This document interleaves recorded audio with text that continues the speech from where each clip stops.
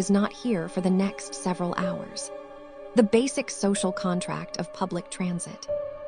He did not smile back. He looked at me for a moment with an expression I could not read, and then he turned back to face forward. I put my earbuds in and opened my book, and the train began to move. For the first 40 minutes or so, nothing happened that I could name. I read. The train moved through the outer edges of Chicago and then out into the flat dark of Illinois farmland, which at night became simply an absence of lights in every direction, the world reduced to what the window showed me and what it did not. I had a coffee from the cafe car. I was genuinely, honestly relaxed. I remember this clearly because of how different it feels from what came after.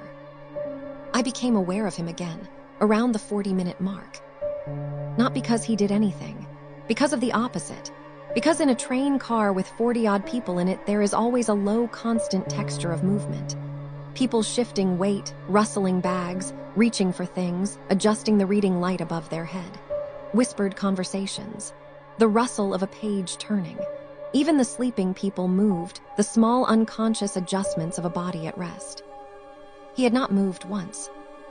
Not to shift in his seat, not to reach for anything, not to look out the window or check a phone, or do any of the things people did to pass 4 hours on a train. He sat with his hands folded and his face pointed forward, and the not moving, after 40 minutes of it, had developed a quality I could feel more than see. A weight, a density. Like the stillness was something being done rather than simply the absence of movement. I told myself some people were very still travelers. I told myself he was probably asleep with his eyes open, which some people did. I looked at the dark window beside me. The glass was a mirror in the night, reflecting the interior of the car behind me. His seat was in the reflection. And in the reflection, I could see that his eyes were open, and they were not pointed at the seat back in front of him. They were pointed at the back of my head. I looked at the reflection for a long count of 5. He did not blink. He did not shift.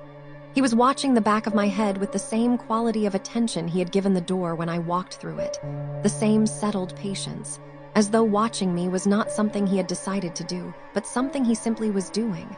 The way a thing is oriented toward what it is oriented toward without choice or effort. I looked back at my book, and I was no longer reading it. I did not look at him directly for a while after that. I kept my eyes on my book and my phone and the window, and I was aware of him the way you become aware of something once your body has decided it matters. A steady low-frequency pressure at the edge of everything I did. Around the 90-minute mark,